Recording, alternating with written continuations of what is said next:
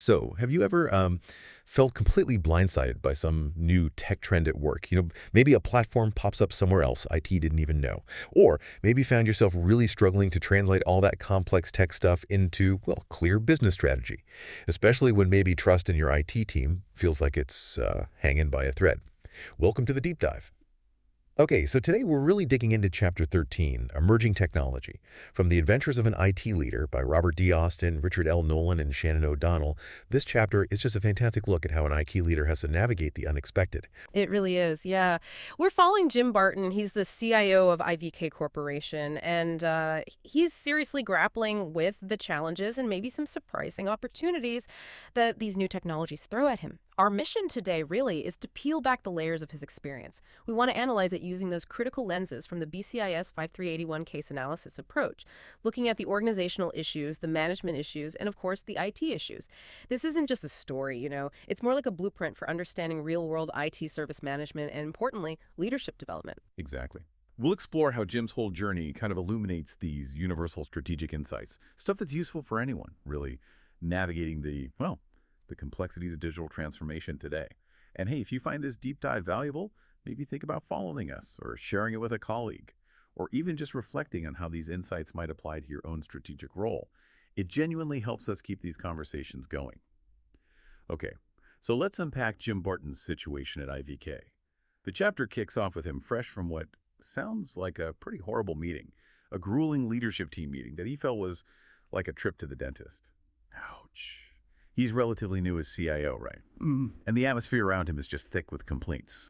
There's this real lack of trust, especially after some security incident in June, and he's got colleagues who seem to just second-guess his decisions at every turn, sometimes even calling his ideas dumb. He's clearly feeling the pressure. Oh, definitely. And what jumps out immediately are these intertwined management issues and organizational issues. Jim's move from being a peer, a business executive, to becoming the IT guy, and as the text says, an embattled one, is proving really awkward. He's feeling intense performance pressure, feels isolated, like his neck alone was in the noose. And this isn't just about tech problems, right? It reflects a big shift in the IVK workplace culture. It's become cautious and critical, which signals this really fragile trust in IT. Any credit he had from his old role seems, well, gone. And this trust deficit, it gets even clearer when you look at communication, doesn't it? And Jim? He's diligently trying to brief the CEO, Carl Williams, on really important IT stuff, security patches, system upgrades, the things the CIO has to communicate.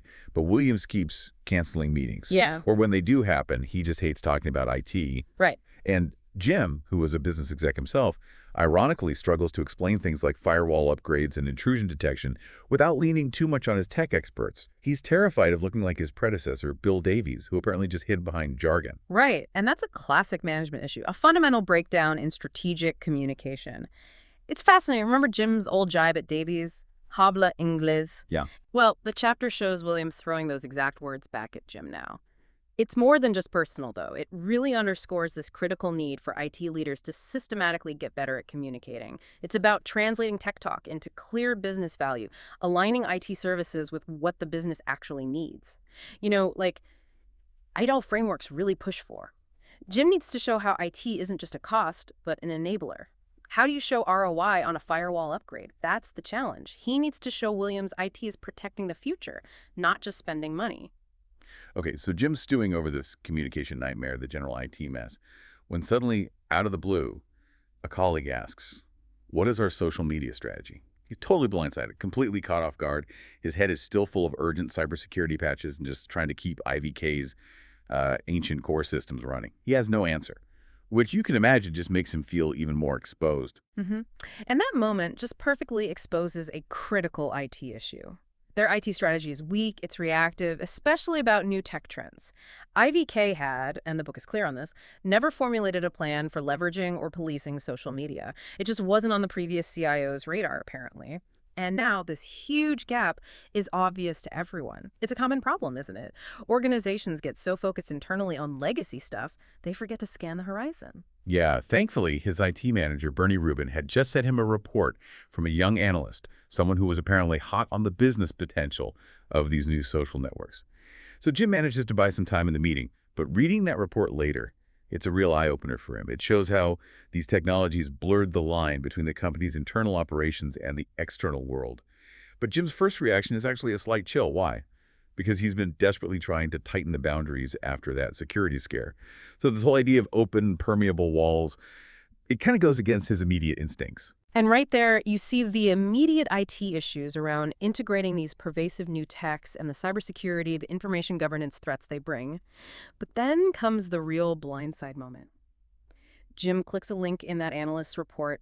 It takes him straight to a public blog post, written by an IVK customer support rep. And this rep is casually joking about the June outage, even speculating about Russian or Chinese hackers. Oh, my goodness. Yeah, this was exactly the kind of detail CEO Williams had specifically ordered kept under wraps. But there it was, public, anyone could see it.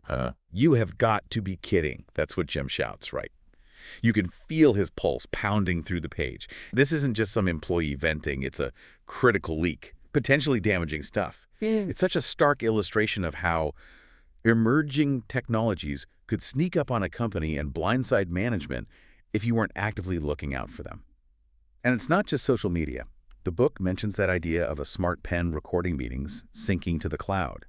It just dramatizes this whole era of unprecedented transparency, where, like Paul Fenton says later, the walls of our company are permeable, your traditional defenses, not enough anymore. Exactly. That permeability changes everything. It means info can flow out and in through channels IT might not even be aware of. It forces a fundamental rethink of how you manage data, how you manage reputation.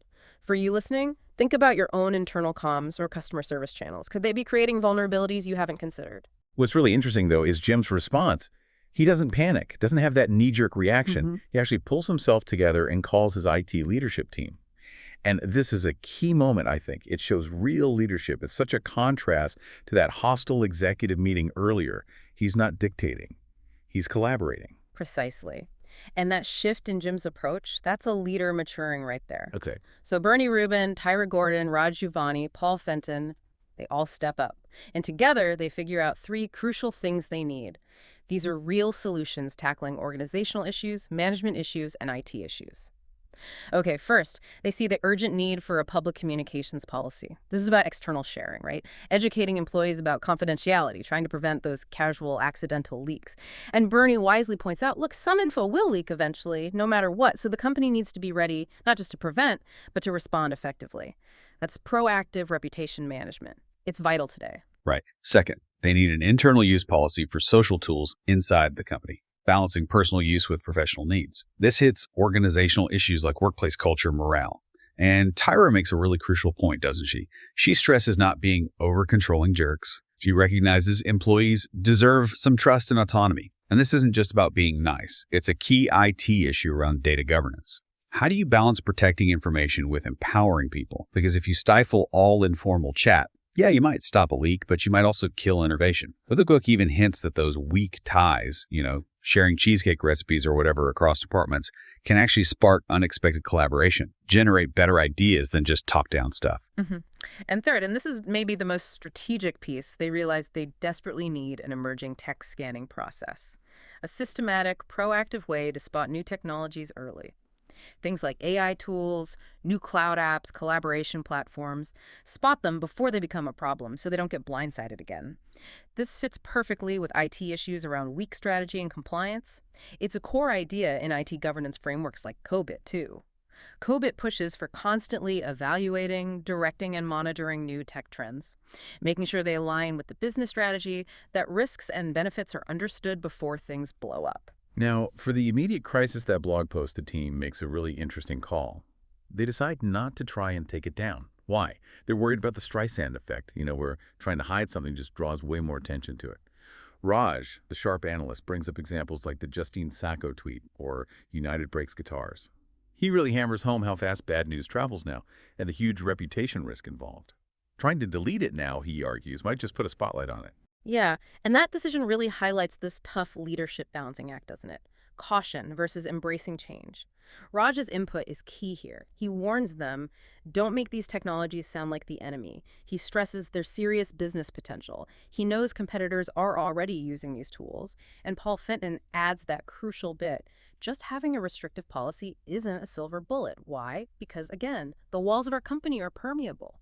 It just reinforces this reality of super transparency. It really challenges leaders to change how they operate in this new world. You can't just block new tech anymore. You have to understand it, leverage it strategically. So Jim takes all this in. Yeah. And he recognizes his first instinct, for a pretty restrictive policy was probably too rigid, driven mostly by fear, right? Fear of Williams' reaction, fear rooted in IVK's blame-oriented culture. He even admits he's scared, doesn't know how to approach Williams without maybe losing his job. And this is that crucial pivot point for Jim, addressing his own management issues, his leadership growth. He has this realization he needs to harness the power of new technologies. Don't sweep them under the rug.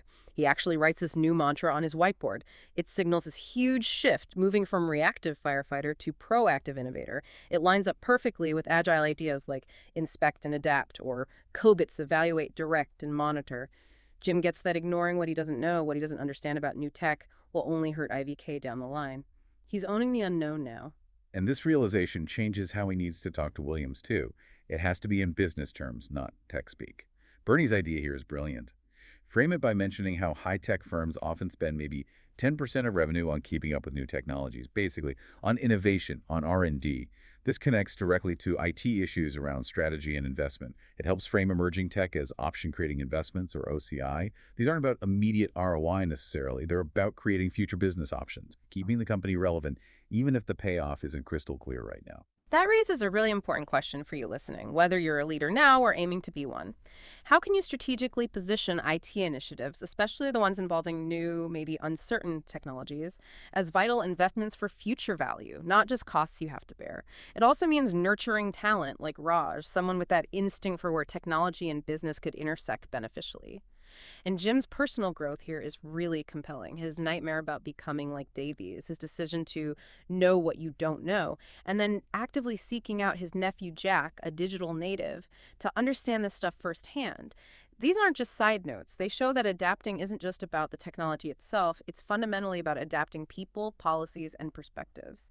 Jim's crisis might actually be the best thing for IVK, forcing IT to modernize its thinking to become a true strategic partner. Wow, we've definitely covered a lot of ground today.